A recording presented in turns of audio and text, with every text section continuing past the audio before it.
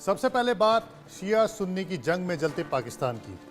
जी हां, पाकिस्तान का खैबर पख्तूनवा 11 दिन से सुलग रहा है। शिया और सुन्नी समुदाय के बीच हिंसा की आग ऐसी लगी जिसमें जलकर 130 लोगों की मौत हो गई, सैकड़ों लोग घायल हो गए। हालात ऐसे बन गए हैं कि पाकिस्तान की सेना भी इस खूनी संघर्ष को रोक नहीं पा रही। लेकिन इस बवाल की वजह क्या है? क्यों खैबर पख्तूनवा का कुर्रम जिला जल रहा है? इस रिपोर्ट पर आप देखिए।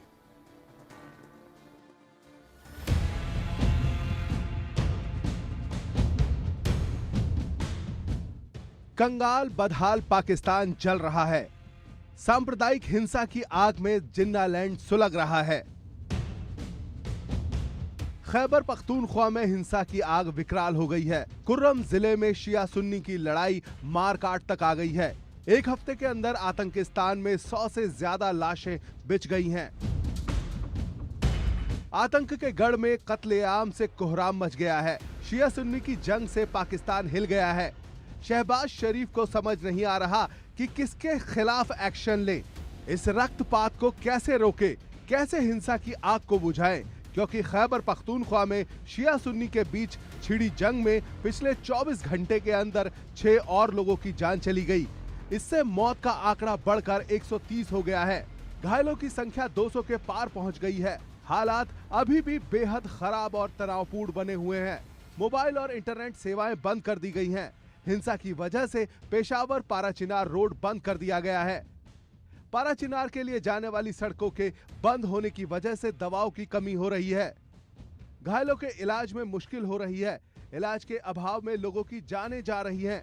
ऐसे में सवाल है कि क्या खैबर पख्तूनख्वा में शिया और सुन्नी के बीच छिड़ी जंग पाकिस्तान की बर्बादी की वजह बनेगा? यदि आज पाकिस्तान की सरकार खैबर पख्तूनख्वा में अनेक आतंकवादी हमलों को रोकने में नाकाम हो रही है, तो जाहिर है कि इसका जो कारण पाकिस्तान के हुक्मरान ही हैं, जिन्होंने इन भस्मासुरों को जन्म दिया। इन भस्मासुरों को उन्होंने खड़ा किया। यदि हिलेरी क्लिंटन के शब्दों में कहें तो पाकिस्तान ने ये जो जहरीले सांप पाल रखे थे, आज वो जहरीले सांप पाकिस्तान को ही डस रहे हैं। पाकिस्तान पहले से ही आतंक की आग में जल रहा है। उसके पाले सपोले उसे ही डस रहे हैं।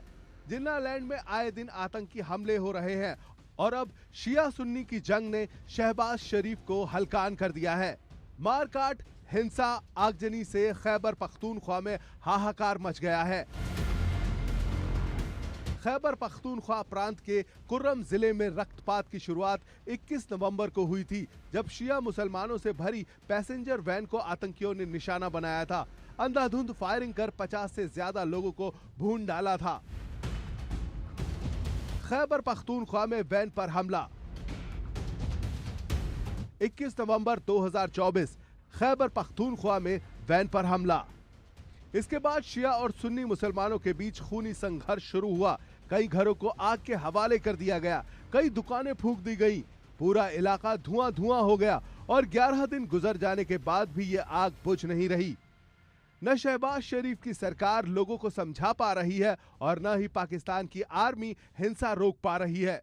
न हो जाए, पाकिस्तान जाहिर है कि पश्तून आबादी को डिवाइड एंड रूल के तहत उनके ऊपर शासन करना चाहता है, जो कि पश्तून आबादी जिसका विरोध कर रही है और पश्तून संगठित हो रहे हैं। और तहरीक तालिबान पाकिस्तान जाहिर है कि वो अब पूरे पाकिस्तान पर और खैबर पख्तूनख्वा और पूरे पाकिस्तान पर शासन करना चाहता है। इन्हीं कारणों की वजह से पाकिस्तान के हुक्मरानों की जो आतंक परस्त आत्मघाती नीतियों की वजह से ही आज पाकिस्तान के हुक्मरानों के हाथों से जो खैबर पख्तूनख्वा है वो धीरे धीरे निकलता जा रहा है।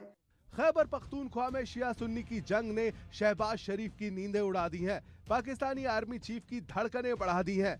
न आसिम मुनीर को समझ आ रहा है कि क्या करे, न शहबाज शरीफ इस जंग को रोकने के लिए कोई कदम उठा पा रहे हैं।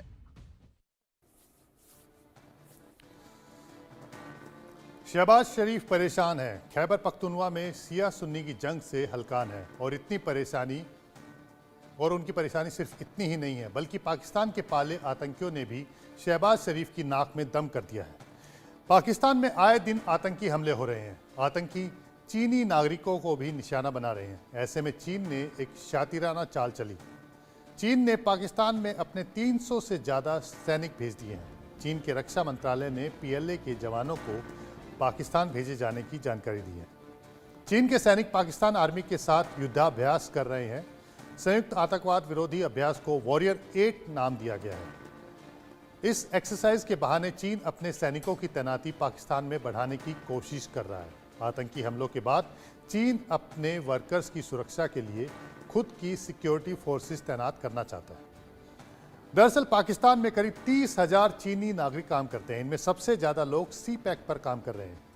3,000 किलोमीटर लंबा एक कॉरिडोर चीन के काशगर से शुरू होता है और पाकिस्तान के ग्वादर पर खत्म होता है। ग्वादर बलूचिस्तान में पड़ता है। बलूचों का आरोप है कि चीन और पाकिस्तान उनके संसाधनों पर कब्जा कर रहे हैं और यही वजह है कि बलूच लिबरेशन आर्मी इस प्रोजेक्ट पर काम कर रहे लोगों को टारगेट कर रही है।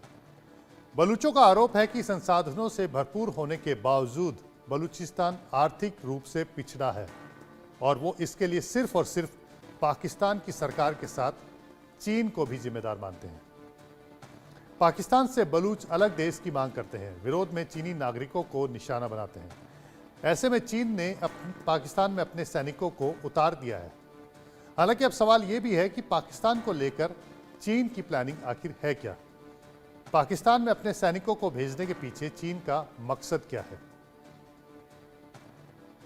चाइना एक विस्तारवादी, अवसरवादी, आधिपत्यवादी राष्ट्र तो है ही। शी जिनपिंग के नेतृत्व में वो उपनिवेशवादी भी बन चुका है। चाइना के द्वारा शी जिनपिंग के कार्यकाल के दौरान 2013 से जो बेल्ट एंड रोड इनिशिएटिव की योजना लाई गई, जो कि एक औपनिवेशिक योजना है, जो कि राष्ट्रों को कर्ज की जाल में फंसाने का एक साजिश है, उसी के तहत जो चाइना पाकिस्तान इकोनॉमिक कॉरिडोर की शुरुआत हुई और इस चाइना पाकिस्तान इकोनॉमिक कॉरिडोर के माध्यम से चाइना पाकिस्तान की ऊपर एक नियंत्रण स्थापित करना चाहता है। पाकिस्तान को डेप्थ ट्रैप में फंसा करके उसे पूरी तरीके से अपनी जद में लेना चाहता है। दरअसल पाकिस्तान अपने ही बिछाए जाल में फंस चुका है। चीन की चाल से शहबाज शरीफ की परेशानी बढ़ रही है और परेशान जेल में बंद इमरान खान भी हैं, जिन्हें लाहौर की कोर्ट ने हिंसा का दोषी करार दे दिया है। कोर्ट ने इमरान खान को 2023 में पाकिस्तान के सैन्य ठिकानों पर हुए हमले का दोषी मान लिया है। ऐसे में सवाल है कि क्या इमरान की जिंदगी अब सलाखों के पीछे ही कटेगी?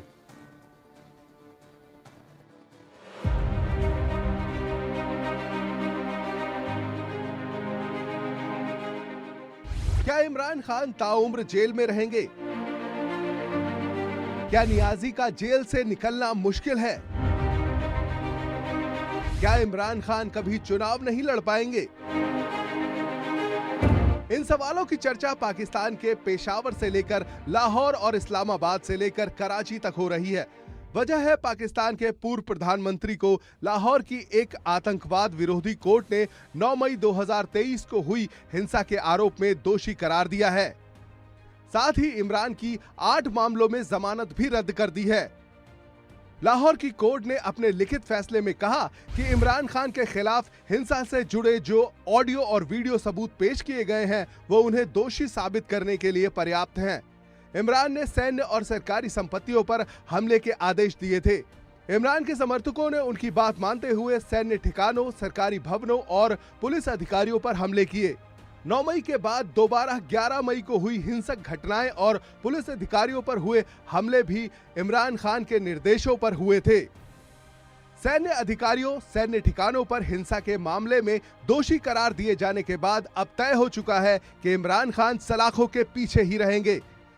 इस बात की संभावना दिखाई देती है कि पाकिस्तान के पूर्व प्रधानमंत्री इमरान खान को लंबे समय तक पाकिस्तान की जेलों में बंद रहना पड़ सकता है और पाकिस्तान के हुक्मरान इमरान खान जैसे लोकप्रिय शख्स को आज़ाद होकर के नहीं रखना चाहते हैं और उनके ऊपर लगातार वो दबाव बना के रखना चाहते हैं। वो नहीं चाहते कि इमरान खान पाकिस्तान की राजनीति में सक्रिय हों, क्योंकि जिस तरीके से इमरान खान ने आर्मी और आईएसआई की सत्ता को चुनौती दी है, ऐसे में इन हुक्मरानों के अंदर ये भय है कि इमरान खान जो उनकी आर्मी और आईएसआई की जो सत्ता पर उनका जो कंट्रोल है उसको वो कमजोर करने की कोशिश कर सकते हैं। पाकिस्तान की जेल में बंद इमरान खान की मुश्किलें लगातार बढ़ रही हैं। उनके जेल से बाहर आने की उम्मीदें भी टूट रही हैं। क्योंकि एक और इमरान खान 2023 की हिंसा में दोषी करार दिए जा चुके हैं, तो दूसरी ओर उनकी रिहाई की मांग को लेकर इस्लामाबाद में हुए रक्तपात पर पाकिस्तान की सरकार ने बड़ा दावा किया है। पाकिस्तान के गृह मंत्रालय की ओर से कहा गया है कि पाकिस्तान के रेंजर्स ने इमरान समर्थकों पर फायरिंग नहीं की। पुलिस और रेंजर्स को बिना कारतूस के तैनात किया गया था। सिर्फ भीड़ को तितर-बितर करने के लिए रेंजर्स की तैनाती की गई थी। पाकिस्तान की सरकार का यह बयान तब सामने आया है जब इमरान खान की पार्टी ने आरोप लगाया था कि पाकिस्तान के रेंजर्स ने उनके कार्यकर्ताओं पर फायरिंग की, 7 लोगों की हत्या की। लेकिन इसके उलट शहबाज शरीफ की सरकार ने इमरान समर्थकों पर ही गोलीबारी, आगजनी के आरोप मढ़ दिए।